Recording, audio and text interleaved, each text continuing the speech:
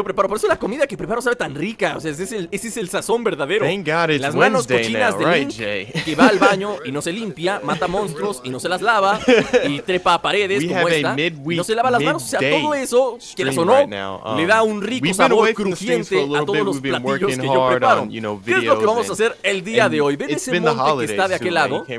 Vamos a continuar con la expedición del capítulo anterior. Ya tenemos la espada, tenemos el escudo y tenemos la túnica del campeón, pero resulta que mi túnica no la puedo subir al máximo hasta que no haya liberado a una bestia ancestral, mítica y legendaria que está justo en esa montaña. Es el monte Lanairu, de hecho. Sí, así se llama.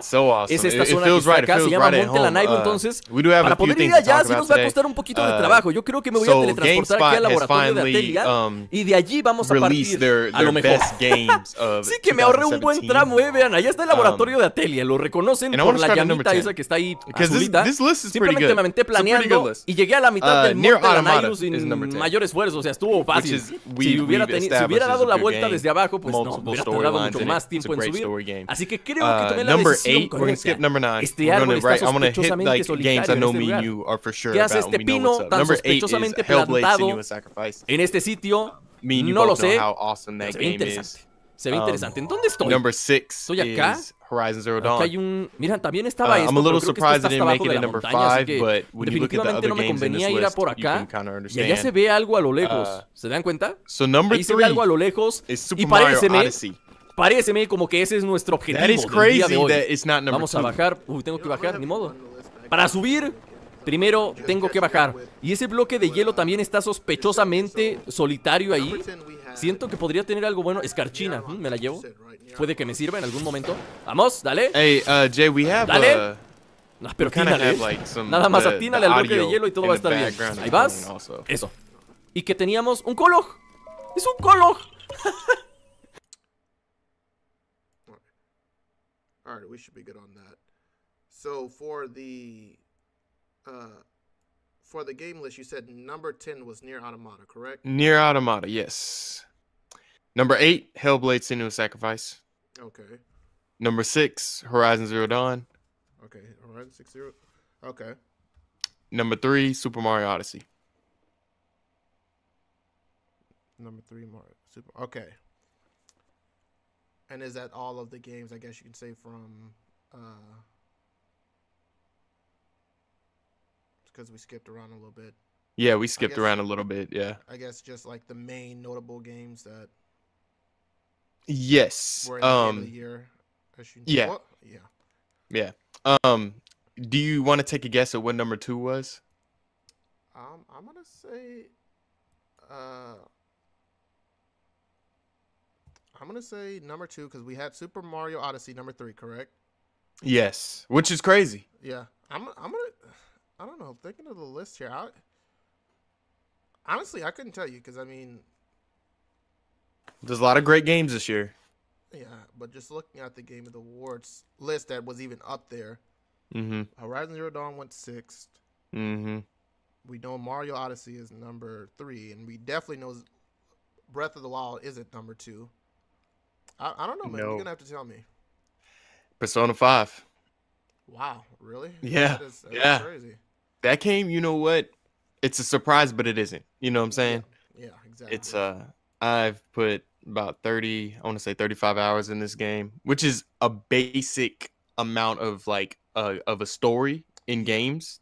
But it's still going. I'm literally on like the 3rd person. I'm like not even close, and it's been fantastic. And I see why it's number 2. Yeah. Of course, number 1 is Legend of Zelda. They thought that game was, phenomenal. And I've been playing it because, Lorena got me a Switch. So I'm still super hyped about it. I've been playing a lot of it. Thank you, Lorena. Yeah. That brings me to something new, though. We've been playing different things. We expanded the Seoul Dojo now to PC gaming and soon to Switch. Yeah, exactly. So what you've been the guy with the PC stuff. What do you like most about PC gaming? Going from PlayStation 4, you played your Xbox 360, you played the Microsoft gaming. What do you like most about PC? The thing I probably like the most about PC, and honestly, I didn't realize how really there's a lot of control. If there's one thing that I can say about PC gaming, is that there's so much more control when it comes down to your key configuration. You're literally able to do what you want to do. You know what I mean? You don't have to go out and buy a $200, $300 scuff controller, and to still not be able to do all the keys you want to. You have amazing control. The next thing that I mentioned was the graphics. I mean, I didn't know how much 60 FPS mattered, just base 60 FPS, until I started playing PC. Now, like I said, this can go up much higher. You know, there's people that are getting, you know, in certain games, 80, 90, 100 FPS or whatever, but just 60 FPS minimum. It's like I can't even go back to the console because it just makes such a huge difference. It's really clear. You know, the mouse and the keyboard, like I said, it functions well. I really, really, really like the mouse and keyboard setup because of the little side buttons and whatnot. Like I said, it's something different. You know what I mean? It's much more fresh. You know, a lot of the handicaps that you receive, you know, because I play a lot of shooters and a lot of multiplayer online games, you know, the handicaps that you would have in other games, you don't have. So that goes both ways. Not only do you not have them, but everybody else that you play do not have them. So it's not noob friendly. You know, it's if you suck on PC, you suck on PC. You know what I mean? All you can do is get better. You don't have the developer putting all these different things in to help you out in the game. And so that's probably the best thing I'll say about PC. Your statement was when you go to I'm probably paraphrasing here. You go to, you know, you're probably not going to go back to console. Yeah, which is I don't like that statement, but it's a true statement. Yeah. When you go to PC, there ain't really no going back because PC is basically the master race, basically the ultimate way to play games. And I can't wait to see, you know, the other games that you bring to the channel. Yeah. And Destiny does look gorgeous, especially with all the whole setup of all the you're playing like Supremacy and Clash, and we're gonna have like a whole playlist of you playing that. So if you're into that, make sure you head over to the Seoul Dojo and check out those matches, those Supremacy and stuff like that. Especially if you're not good, he's getting better. So aim is looking right. You know, I've been noticing that like your aim is getting crazy, and like I can't use like a hand cannon in Destiny. And we're going to get more into that with a video soon about, you know, comparing, you know, the console Destiny to the PC Destiny and what we both think about Destiny. But I can't use a hand cannon in Destiny. I really have to be an assault rifle. Yeah. Because that you got to be aim heavy. So today we're going to be talking about single player, if it's dying, if it's evolving, when the world's going on. And we're going to compare that to multiplayer. I read an article on Game Informer, and this guy Brian Shea did an article. Now I told you before we started the stream that I enjoyed this article. I kind of get what he was saying, but I feel like in a couple ways he did contradict a lot of things. He stated that the closure of Visceral Games caused a wave of panic of the intimate death of single player games. I do not understand that. I don't think because EA said, yo, let's close down Visceral Games, that everybody said single player games is going away. Like I don't understand that statement. You know what I'm saying? I think maybe the single player of the Star Wars game. Does he mean that? Does he mean that? Sorry to cut you off here. No, go ahead, man. I know it raises questions. Like why'd you say that? Yeah, well, I would say probably the first one that I'm actually surprised at is that they actually mentioned Visceral Games. That's pretty crazy, you know. Like I said, but then again, he talks about EA a few times in this article. By the way, it's not an EA article or anything. Like it doesn't have in the title EA. The title is single player. Single player isn't dying; it's evolving. Yeah. Okay. So they said because of the shutdown of Visceral Games, I'm paraphrasing here. You know, single player games are basically going away. And like I said, we could say they're saying that for two reasons. We obviously know about their Dead Space series, which is kind of a far shot of what they're actually talking about. And then we could be most importantly talking about their Star Wars game that they were working on. Right. And how that basically was supposed to be game-changing and revolutionizing. Yeah. Because the Star Wars game was supposed to be single player, and it says right here that they went back to the drawing board with the Star Wars action game. Yeah. And and then it goes on to say the news caused a wave of panic with the imminent death of single player games. And I just didn't really understand, like, so you're saying, and then when you read it, it starts to make sense. It's like he's kind of talking about more. I think he's trying to compare linear linear single player games to like the single player games now. Yeah. What he means by that is maybe we were getting a more linear single player story mode kind of game, and now they're gonna make it into an open world game. Do you kind of get what I'm saying? So I guess if we were to say basically it's not a well, you said open world, right? Did you say that? Mm-hmm. Yeah. Okay. I was gonna re-echo that. Basically, I guess it's like your Dead Space. It's pretty much one of these where you're not able to. You're not exploring around an actual world. You're going through back-to-back mission after mission. The examples he used of big titles that have crushed the competition in the last couple years has been Elder Scrolls Skyrim, The Witcher, and Grand Theft Auto. So maybe this article came out a little too late. That's what I think. Yeah. Of course we see single player evolving. The industry is innovative. You were telling me today about VR stuff. Yeah. That's innovative. That's something new. That's something that is going to keep getting better. Yeah. So I think single player and he does say, that single player games are dying is like exaggerating it, because that is not true. We have games like Legend of Zelda that came out, but Legend of Zelda has been, ever since the 64, has been like a little bit open world, and then now it's gone completely no loading screens, no nothing. Yeah. It's just completely open world. Yeah. I think that's what he's trying to compare in this article. He does go into talking about like how there's loot boxes now in a single player game. There's that is so wrong on so many places. I'm gonna let you just whatever your opinion is. Why shouldn't there be loot boxes in a single player game? No, I guess it all depends on. Well, for one, I guess it all depends on. And I think we talked about this a couple weeks. I'm pretty sure we did.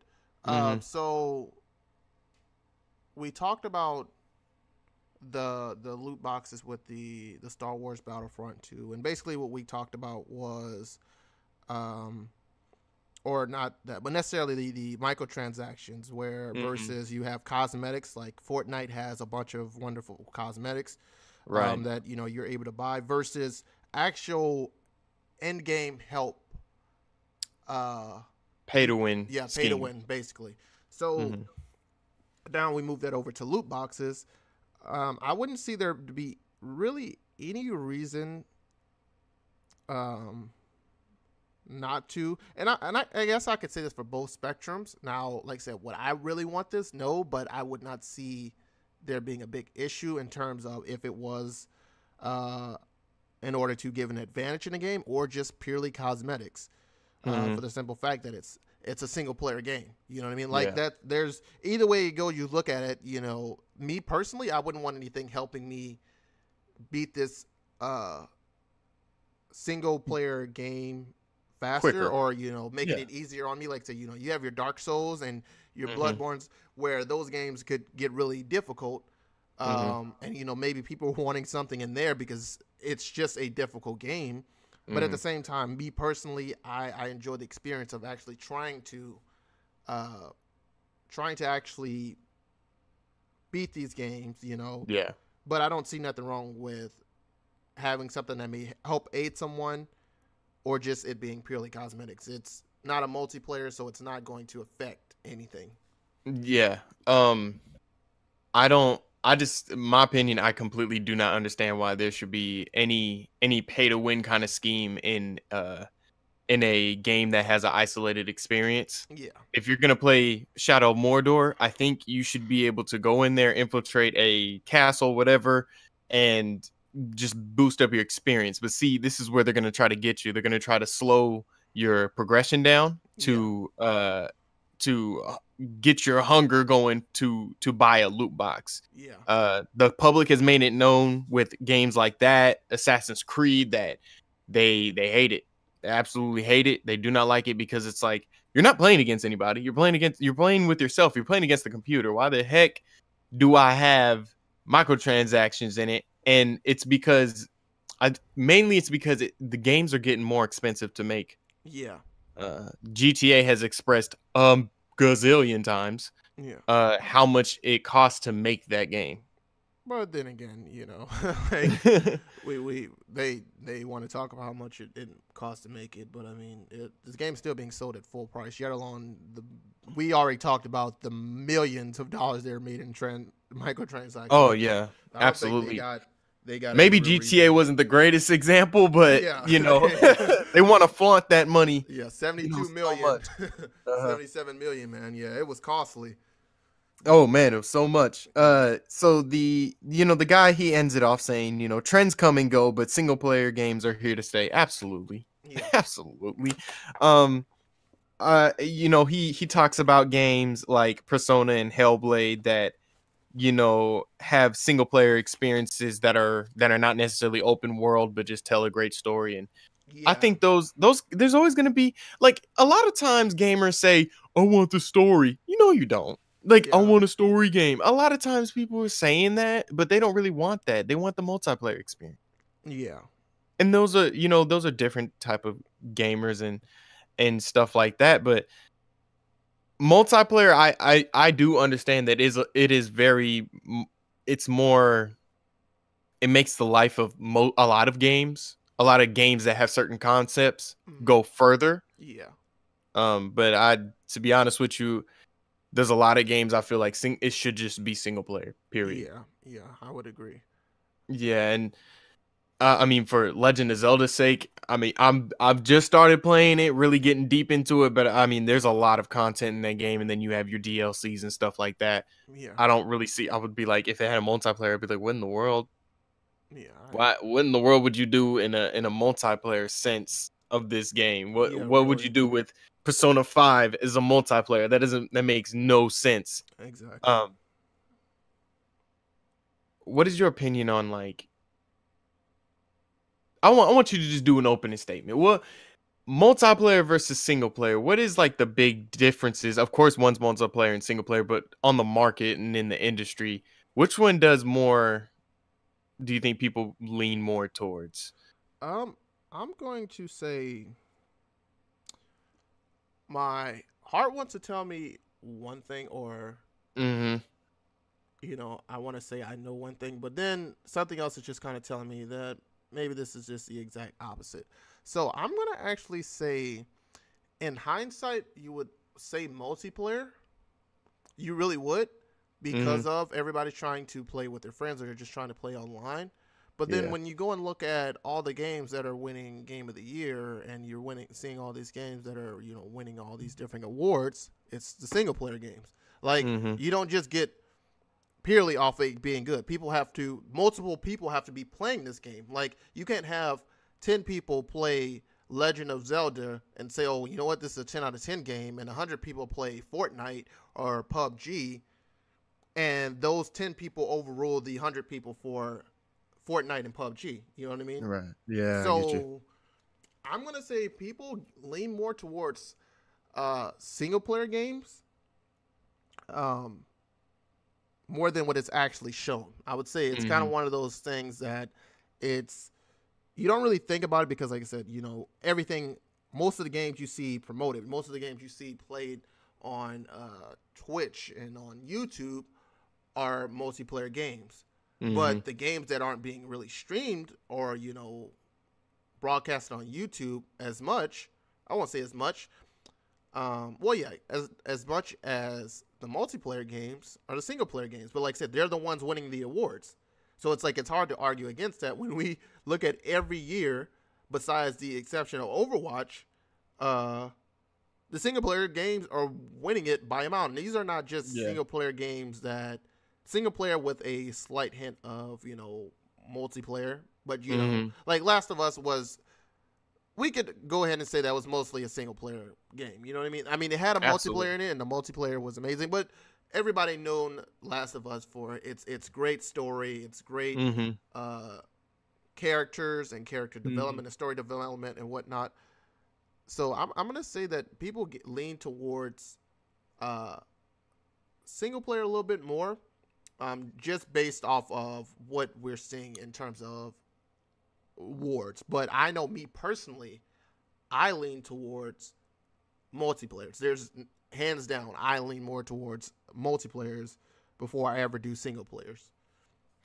I think it is. I think everything in life comes down to preference. Yeah. And you don't get me wrong. There's a whole bunch of multiplayers I think that are multiplayer games that I think that are super exceptional.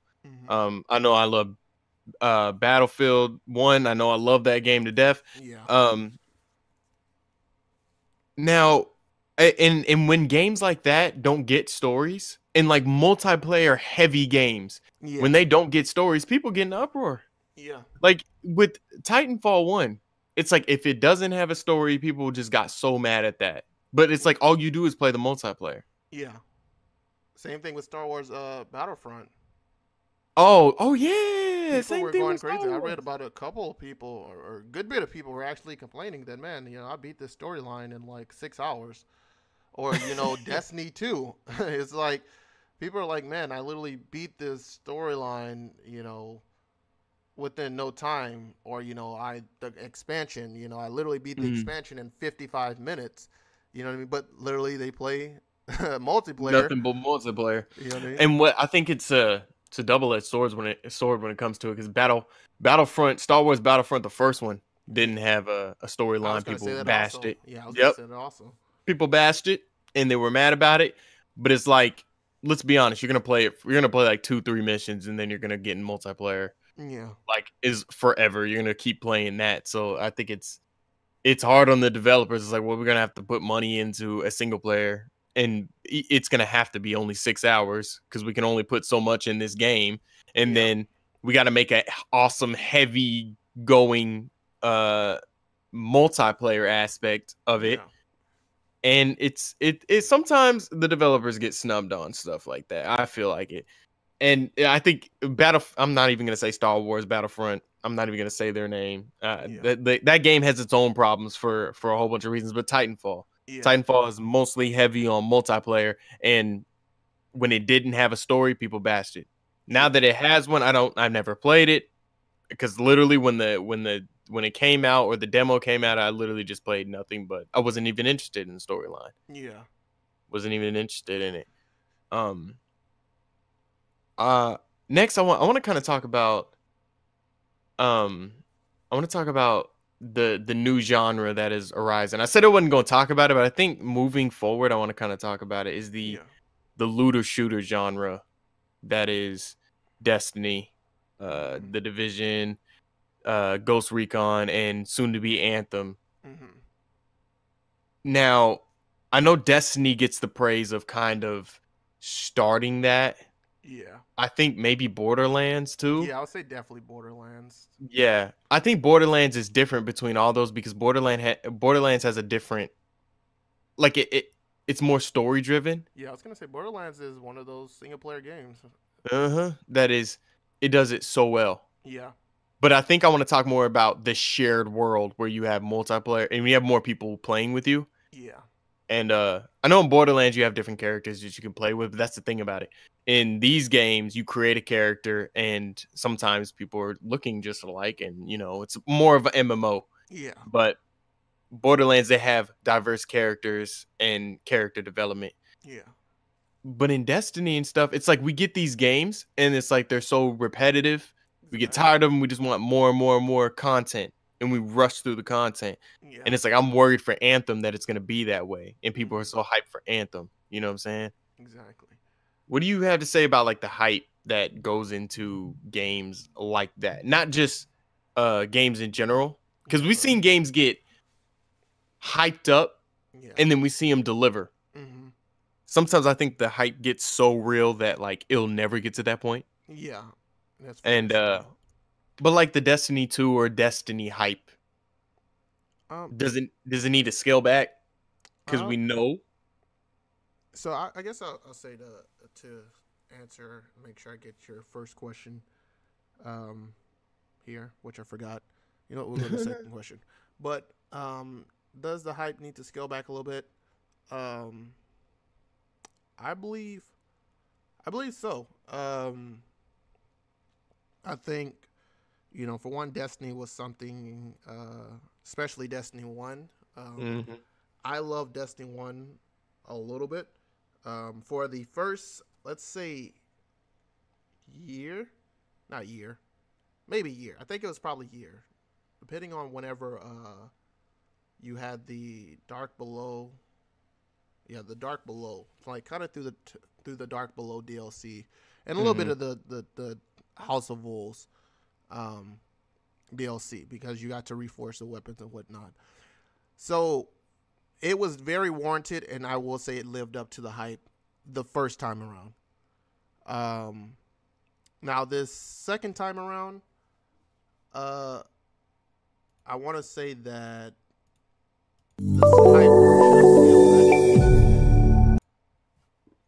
mainly because of the way Destiny 1 ended. Mm-hmm. You know what I mean? Like, Destiny 1 ended on a really sour note. And so it was hyped up because of, you know what, there's going to be all these different things here. There's going to be all these, it's going to be on PC, which that probably didn't help the hype. And honestly, I mean, I can't blame them, because what did I go and do? I went and got Destiny 2 on PC. So I do think it needs to be, and now I remember your first question. You were talking about the shooter and looter. The looter shooter kind of genre. Yeah. And the hype towards that. I do like. Can I rephrase my question real quick? Yeah. Do you think now that we get it, that this loot shooter kind of thing is we know the aspects of it. We know we know it's going to be very repetitive. Yeah. We know that it's going to be all you're doing basically, you're grinding your butt off for hours on end to get loot. You know what I'm saying? And to make your character better. Now that we understand that, do you think the hype is going to change for games to come? Do you feel like the Anthem hype is controlled, or is it just going to blow out of proportion and then EA is going to be snuffed because of just the hype? Yeah, I think, that's probably, I can much better answer that question. I do think that EA is going to be snuffed a little bit, just because of, like I said, we've had so many of these games kind of really, I want to say, ruin it. Destiny 1 was just a crazy grind. And then Destiny 2, there's really not much grind at all. One of the things people complained about with Destiny 2 is that literally you get everything easy. And I mean, I'm not going to lie. You pretty much do. You know, everyone's able to get it. And I mean, that's obviously intentional because of the complaints in Destiny 1. We look at another one, The Division. I didn't play too much of that, but you had a good amount of experience with it. Yeah. And like I said, you know, just a constant grinding and repeating over and over, and there's really not much outside of that grinding. It's like, okay, you know what, you're fighting. This is not like this is what is it? More of like a player versus player type multiplayer. It has multiplayer in it, but I mean, you know, you're just kind of going against AIs. You know, you can go against someone, but then they're going to punish you for being a rogue. I would honestly like it if they didn't do that, because then, you know, it would set up this kind of team strategic type thing. You could join up with people, but also if you decided, you know what, you wanted to get the jump on them, and you kind of set up an ambush type thing, you can do that and get points for setting up that ambush, or teaming up. You know what I mean? So that kind of ruined it a lot. We look at Ghost Recon. Not even going to talk about it. But do you mind if I could talk about The Division for a second? Yeah, go ahead. You talk about the whole rogue system. I get what you're saying, but I think the reason why it's so intense is because of that. Because nobody wants to go rogue. Like, who the hell wants who wants that? Like, who wants everybody on the map to know that you're rogue, and if they kill you, that's when the points come in. Yeah, exactly. I think oh my goodness, if you wrote down the whole concept of the Division on paper to somebody, they're gonna be like, this is the game. This is the game we've all been waiting for. Yeah. Because it's amazing. It's like, it's in New York City. It's post-apocalyptic. There's a virus going around, and you got the dark zones. You got the dark zone, which is the PvP part, and you can explore with your friends, go around there, and it's like you get loot, and then you have to extract it because it's contaminated or whatever, and like you can meet up with another group of people, and it's like, okay, like who's gonna shoot first? Because if you shoot, you can get the loot, but you're gonna go rogue. So like, it's contradicts itself in a good way, and it's a good game, but like you said, it's that grinding. I can't. I have no time to play 8 hours of that just to get a hat. Yeah. You know what I'm saying? And exactly. That's what they do when it comes to these loot boxes. Is like, they're going to make that grind hard. And it's like, you know what? Let me just throw this money at it. Like with 2K, it's like, okay, man, I did a whole season. I'm still like only at 76. Let me just throw some money at this game just so I can boost it up. I'm getting a little off topic, but it's like, that's kind of where it all lies right there, is this progression. People don't want to take forever to progress in the game. I think another thing, exactly. I think another thing is, like, I have friends that can play this game all day, and it's like, if you skip a day without playing this game, like you're falling behind. Yeah. That is so annoying. Because then it's like, okay, now you're the weak link in like your group. Now they don't want to play with you anymore or something like that.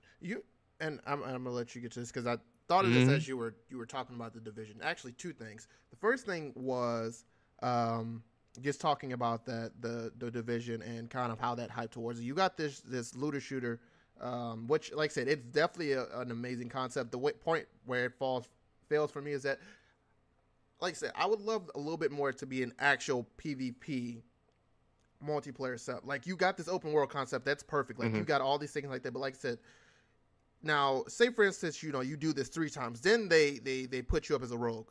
I believe it's like the first time that you like go and kill someone, they're like got you up and you're this rogue on the Division. Like I said, they punish you really for it. It's not like it's something that it's really good to do at all. They punish you for doing it. The second thing that I wanted to mention, the second thing I guess I wanted to mention about crap, I forgot it. Because I was trying, because that was actually the biggest point. But the second thing, and I thought about here, was that the hype concerning all of these games here, and that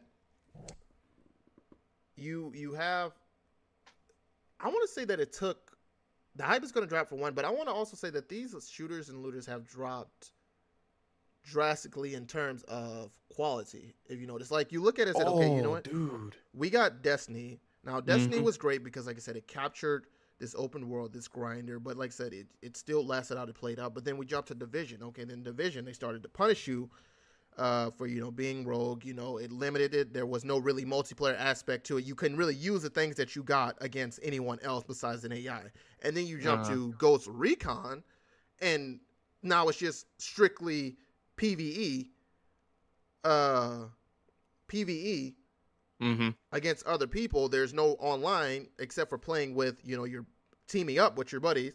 Yeah. So I'm a little scared for the Anthem, because if you've dropped the last one that was just a strictly PvE game, it's like, what is this next one going to be? You know what I mean? Yeah, that is true. When they said it was going to be like the Destiny killer, I was like, oh my goodness, they're going to do the looter shooter thing. Yeah. And EA's all invested into it because that's what's hot. That's what's hot. That's what people want to play. And a lot of people are like, the hype is real, and you have the right development team behind this. Don't get me wrong. Like, BioWare is, I love, the Dragon Age series, and I love when I used to love the Mass Effect series until it died. Yeah. But then I think Anthem it needs to have some kind of control hype. It has to, because I don't know, and they're talking about putting loot boxes into it. Are you serious? You just got the whole thing with Battlefront with Star Wars. That's what EA's invested in. Oh my God! Like, you're gonna do that? It's like this game is gonna get destroyed before it even starts, and then what's gonna happen to BioWare? Are you gonna you can't just destroy BioWare? Yeah, you can't just do that. And like you were saying with the and like you were saying with the downgrade, we've been seeing that a lot too. Like we see games in trailers, and then like all of a sudden when we get the actual final product, it is downgraded. It's not exactly what we saw. Exactly. And it's that promoting. I want to real quick, my boy Charles, he's like, I can't do the Destiny grind. Go check him out on Twitch. God, I forgot his Twitch name. I would have so promoted him too, man. I forgot his Twitch name. Charles, if you're still there, put your Twitch name in the comments, and I'll say it. But he does Battlefront. Battlefield 4 on PC, and it looks amazing. Like, I forgot how good Battlefield 4 was. Yeah, I have to go and check it out. I've been playing it. I'm looking for some new PC games to play around. Yeah, man. Like, that game, like, buildings be falling and stuff. Like, I completely forgot about it. I played a little bit of Battlefield 4 on PlayStation, and it oh, there it goes. Hubchuck. Yeah. But getting a little bit because we sidetracked here, getting back. We looked at our single player games dying. And I actually thought of this when you mentioned it, because when you read the article from the guy at IGN, or was it IGN or GameSpot? GameSpot. So. You talking about the article we was talking about? Yeah. Oh no, that was on Game Informer. There we go. So at first, like I said, because I kind of had the same initial reaction as you, that he said, okay, you know what, single player games are dying, and then he talked about the linear games, and I guess it kind of made sense, which I still don't believe. Well, I can't really say it because then I would contradict myself.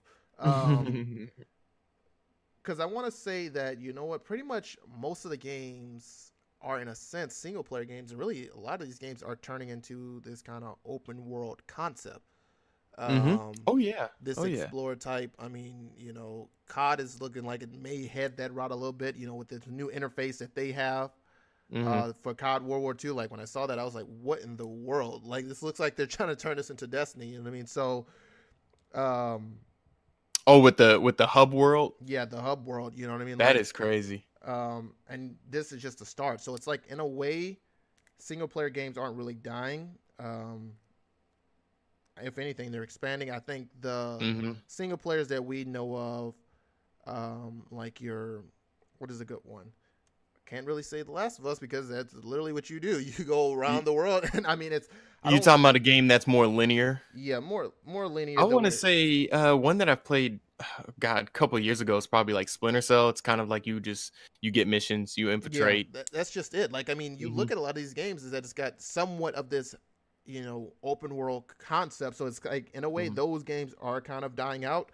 And I would say it's not a bad thing. Everybody likes to explore, but I mean, when I'm thinking about it, like, I'm thinking about games that I've watched over like 4 years ago. And that was the biggest thing. You know what I mean? Like, Last of Us was one of these games that came out that long ago. So I'm like, man, you know what? Maybe they are already dead, per se, because a lot of these games that I were watching, on YouTube, they had this open world, not necessarily open world concept, but you get it kind of how The Last of Us is. You're exploring a lot, versus just going from mission to mission. You're able to collect materials and whatnot. So yeah, I guess he makes a point. But to say single player games are dying, I don't believe it whatsoever. As long as they can win a Game of the Year award, they're nowhere near dying. Absolutely not. And yeah, looking at the article, of course, he's saying, there isn't dying, it's evolving, and we're gonna see more open world. But I really do think we'll still see more of a linear aspect from these games. There's gonna be, and you know what? They're gonna come from smaller companies though. They're gonna come probably from like independent sources. And as we've seen, I think it was like in 2013, we seen independent games get this huge boost. We've seen independent games starting to be actually competing with the AAA titles. Yeah. You have a smaller group of people, and they have like a great concept. And you know, these AAA titles have such a basic concept sometimes. Yeah. And it's like people gravitate more towards the indie games. Yeah. I don't know if you saw like the independent like thing on Netflix. Like it's talking about the guy who made Minecraft. It's talking about the guy who did there's like 3 other games in there, and like these guys got to like superstardom with these games, like Super Meat Boy, games like that. They're just so simple, but they have like either a good story and good concepts. Exactly. So single player games are definitely here to stay, just like he said at the end of the article. And it's hard to even think that single player games are going out of style or dying because of just look how great, you know, the God of War series has been. Exactly. Look how great The Last of Us has been. Yeah. Look at great how Zelda. Yeah, Legend of Zelda. Yeah. Oh my goodness. It's been Persona 5, you know, Hellblade, Senua's Sacrifice, Horizon Zero Dawn. Yeah, I mean, literally, you know, that's to say they're dying is just such a. I mean, if anything, most of these games are doing actually better than the multiplayers. That's the craziest thing is that, I mean, and when we talk about multiplayers, I mean, not just in one genre, you know, whether it's FPS or RPGs, just in general, you know, you look at it's doing better than any of the sport multiplayer games, any of the shooter multiplayer games, any of the multiplayers. These single player games are still doing a lot better. They're still more captivating. Just shows that multiplayer isn't the end all be all. Because at the end of the day, they just start to grow stale. You know, they can focus on just one thing. You know what I mean in these single player games. And that's just developing the story. My fault for cutting you off, man. Yeah. He does make a good point. With the he's saying, you know, Guerrilla Games going from Killzone to Horizon Zero Dawn and seeing that brought higher sell numbers. Yeah. And it's like you went from a multiplayer like shooter to like a action RPG that's just straight up single player. Yeah. And it jumped the numbers. So yeah, even that saying that is just it's crazy to think that it's dying. But Killzone, to be honest, Killzone was not competing well with the other shooters that we were getting. Yeah. It wasn't competing well with Battlefield, wasn't competing well against COD, it wasn't competing well. I don't think Destiny was out kind of at the time, but there was a few other shooters that it just wasn't, it wasn't competition to those two. Yeah. Halo and stuff like that. So their switch was good for them. Yeah, exactly. It was a fantastic switch. It was an amazing switch. We got a great game out of it, and they got top 5 game of the year award nomination. So you can't to go from Killzone to that. You know, I'm gonna say, you know what, I would be making more single player games. But we're gonna. And PlayStation came out and said, "Yep, yeah, we're gonna make sure you do a second one and DLC and stuff like that." But we are coming down here. We're going to have this stream. It's going to be a shorter one, but we hit the 45th minute mark, a little bit, about 5 minutes over. Yeah, because I was running out of stuff to talk about. But we've already established, you know, the main question is, are single-player games dying? Yeah, no. Are linear single-player games dying? Kind of. Yeah. And I guess you can just say because not necessarily that they're not good. It's just more of, you know, the open world concept is a little bit better. So it's not because of that they're bad. You know what I mean? Splinter Cell wasn't bad. You know, it's just a lot of games that weren't bad. I think of, which a lot of people don't actually like to, I guess Beyond Two Souls had one of those too. But overall, like I said, it's not that these games, linear games, are bad. It's actually just enhances it with this open world concept, you know, being able to go out and grab loot materials and whatnot and kind of add on while you play through the story mode. You know, I mean, what is it? Last of Us captured that perfectly. So obviously we know that it works and it doesn't affect anything in a negative way, but definitely affects it in a positive way. I'm gonna leave off on something kind of like that too. Go follow Hub Chuck, my boy Hub Chuck on Twitch. All right, that's what I'm gonna say. Leaving off right there. So if you've so yeah, we've been the Seoul Dojo Gaming Channel. Appreciate you guys coming out, especially all y'all in the comments. Jay, I don't know when we're gonna do another stream, but we're gonna let you guys know. Hopefully, you guys show up and make sure you subscribe, like our videos to the Seoul Dojo Gaming Channel. Yep, and Happy New Year's to everyone. Stay safe. Oh yeah, Happy New Year's. Make your preparations, and yeah, it's gonna get crazy this year, so stay out of trouble. Don't do drugs. Peace.